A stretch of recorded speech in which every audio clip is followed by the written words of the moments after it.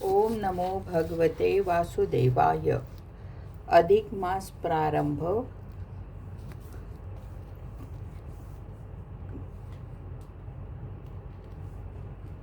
गीता अध्याय पहिला.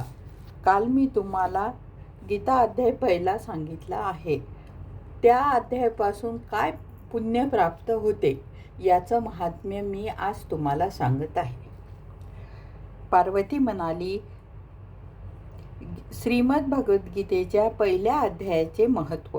पार्वती म्हणाली, भगवान, आपण सर्व तत्वाने जाणत आपल्या कृपेमुळे मला भगवान श्री विष्णू संबंधी लोकोद्वारक असे निरनिराळे प्रकारचे धर्म ऐकण्यास मिळाले आहे. देवेश, मी आता गीतेच्या महात्म्य ऐकू इच्छिते. जे श्रवण केल्यामुळे श्रीहरीच्या ठिकाणी भक्ती दृढ होते. श्री महादेव म्हणाले, ज्याची कांती श्यामवर्णाची आहे, पक्षीराज गरुड ज्याचे वाहन आहे, ज्याची महिमा कधीही कमी होत नाही, असे शेष नागाच्या शय्येवर जे निद्रा करतात, त्या भगवान विष्णूची आम्ही उपासना करतो.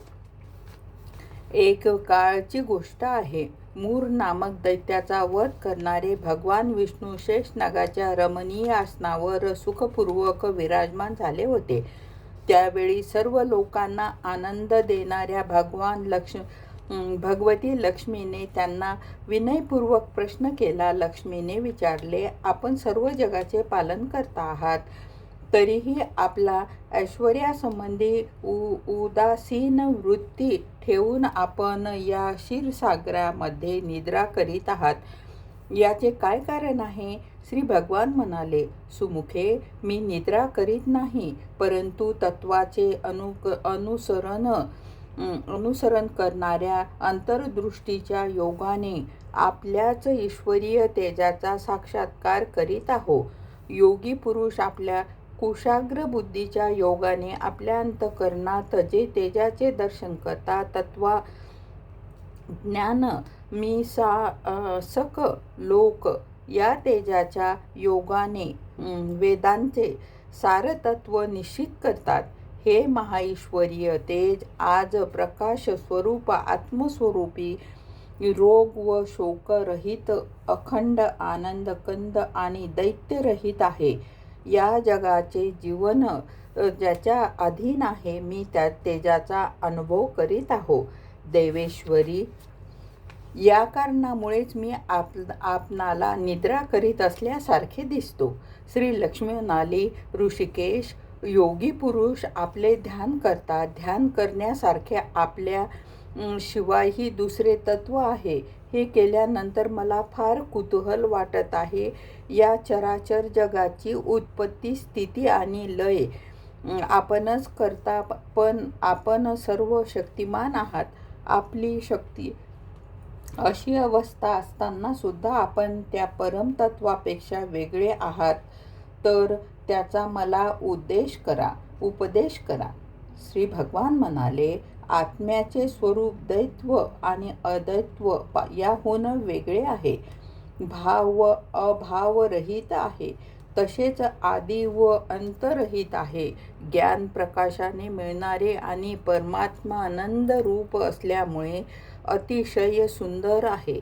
तेच माझे ऐश्वर्य स्वरूप आहे. आत्म्याचे एक तत्वच सर्वांना जाणून घेण्याचे योग्य आहे. गीताशास्त्रात हेच सांगितले आहे.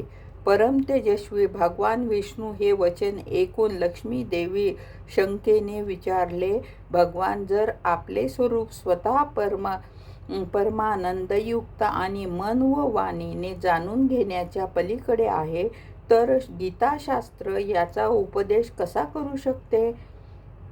माझ्या या शंकेचे आपण निरसन करावे. श्री भगवान म्हणाले, सुंदरी एक, मी गीतेमध्ये आपल्या स्थितीचे वर्णन करतो. गीतेच्या पहिल्या 5 अध्यायात माझ्या मुख समज, नंतरचे 10 अध्याय माझ्या बाहू समजा. एका अध्यायामध्ये उदर तर 2 अध्यायामध्ये माझे दोन्ही चरण कमल समजा. याप्रमाणे 18 अध्यायाची गीतेची ही वाङ्मयरूपी मूर्ती समजावी. जो बुद्धिमान पुरुष दररोज गीतेच्या एक अध्याय अथवा श्लोक एक पाव श्लोका पठन करतो तो सुशर्मासारखा मुक्तीला जातो. लक्ष्मीने विचारले, देव सुशर्मा कोण? त्याचा जन्म कोणत्या जातीमध्ये झाला होता? त्याची मुक्ती कोणत्या कारणामुळे झाली? श्री भगवान म्हणाले, प्रिये, सुशर्मा हा एक फार दुष्कर्मी वृत्तीचा मनुष्य होता. तो पुण्याचा शिरोमणी होता, पाप्यांचा शिरोमणी होता. त्याचाच जन्म वेदांच्या ज्ञान नसलेल्या आणि अत्यंत क्रूर कर्म करणाऱ्या एका ब्राह्मण कुळात झाला होता. तो अतिथीचे आदरातिथ्य, जप, होम, ध्यान यापैकी काहीच करीत नसे. तो वृत्तीने विषय लंपट असल्यामुळे नेहमी विषय सेवनात मग्न राहत होता. नागर हाकून झाडांची पाने विकून तो आपले उदरनिर्वाह करीत असे. त्याला दारू पिण्याचे व्यसन होते. तसेच तो मांसाहारी करीत असे. काही रीतीने त्याचे बरेच आयुष्य गेले. एके दिवशी तो मंदमती सुशर्मा पाने आणण्यासाठी एका ऋषीच्या वाटिकेमध्ये फिरत असताना एका कालसर्पाने त्याला दंश केला. त्यामुळे सुशर्माचा मृत्यू झाला. त्यानंतर तो अनेक प्रकारच्या नरक यातनेमध्ये यातना भोगून मृत्यूलोकी परत आला. मृत्यूलोकी ओझे वाहणारा एक बैल झाला. त्यावेळी त्याला एका अपंग व्यक्तीने आरामात जीवन व्यतीत करण्यासाठी विकत घेतले. त्या बैलाने आपल्या पाठीवर अपंगाचा भार वाहत मोठ्या दुःखामध्ये आपली कष्टांमध्ये 7-8 वर्षे घालवली. एके दिवशी त्या अपंग व्यक्तीने एका उंच ठिकाणी वेगाने पुष्कळ वेळापर्यंत त्या बैलाला फिरविले. त्यामुळे तो थकून गेला व वेगाने जमिनीवर येऊन पडला. त्या मूर्छना आली.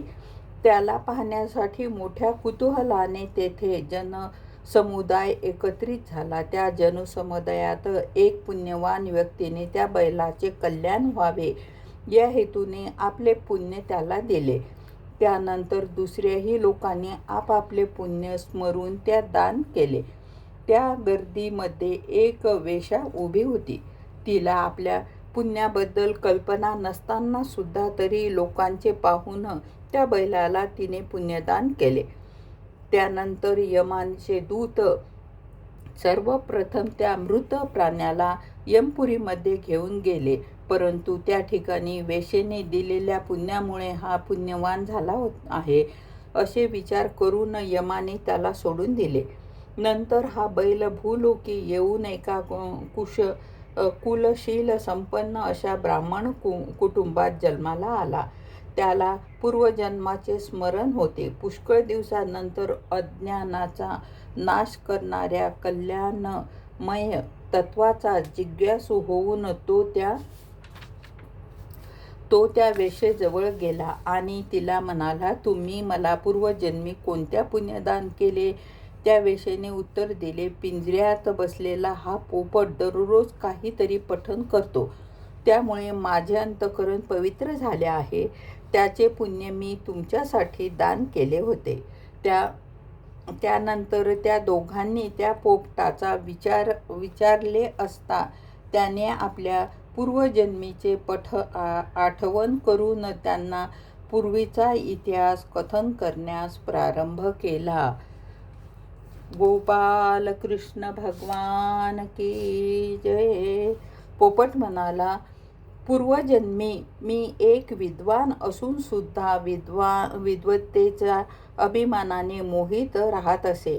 माझा राग द्वेष इतका वाढला की मी गुणी व विद्वानाचा मत्सर करू लागलो. नंतर यथासमय माझा मृत्यू झाला. मला अनेक नीच योनीमध्ये जन्म प्राप्त होऊन भटकत फिरत राहावे लागले. नंतर मी या लोकात आलो. सद्गुरूची अत्यंत निंदा केल्यामुळे मला हा पोपटाचा जन्म प्राप्त झाला. एके दिवशी भीष्म ऋतूमध्ये मी एका तापलेल्या रस्त्यावर पडलो होतो. तेथून काही मुनी श्रेष्ठांनी मला उचलले व एका महात्म्याच्या घरी नेले. त्या आश्रमामध्ये मला एक पिंजऱ्यात ठेवले. तेथेच माझे शिक्षण झाले. आश्रमातील ऋषींनी बालके आदरपूर्वक गीतेच्या पहिल्या अध्यायाचे पठण करीत होते. त्याचे ऐकून मी सुद्धा वारंवार पठण करू लागलो. पर तेथून एका शिकाऱ्याने मला चोरून नेले. त्यानंतर त्या शिकाऱ्याजवळून या देवीने मला विकत घेतले. हा माझा जन्मवृत्तांत आहे व तो आपण आपला कथन केला आहे. पूर्वजन्मी मी गीतेच्या प्रथम अध्यायाचा पठन केल्यामुळे माझी पापे नष्ट झाली आहे. त्यामुळे या वेश्येचे सुद्धा अंतःकरण शुद्ध झाले आहे. तिने दिलेल्या पुण्यामुळे द्विजन श्रेष्ठ सुशर्मा पापमुक्त झाला आहे. याप्रमाणे एकमेकांशी वार्तालाप करून आणि गीतेच्या पहिल्या अध्यायाचे महत्त्व प्रशंसा करून ते तिघेजण आपापल्या घरी गीतेचा अभ्यास करू लागले. म्हणून जो कोणी गीतेच्या पहिल्या अध्यायाचे पठण करतो, श्रवण करतो आणि त्याचे अभ्यास करतो, त्याला हा भवसागर तरून जाण्यास कोणतीही अडचण येत नाही. ओम नमो भगवते वासुदेवाय. अधिक मासामध्ये हे पुण्य तुम्ही नक्की मिळवा. हरये नमः, हरये नमः, हरये नमः.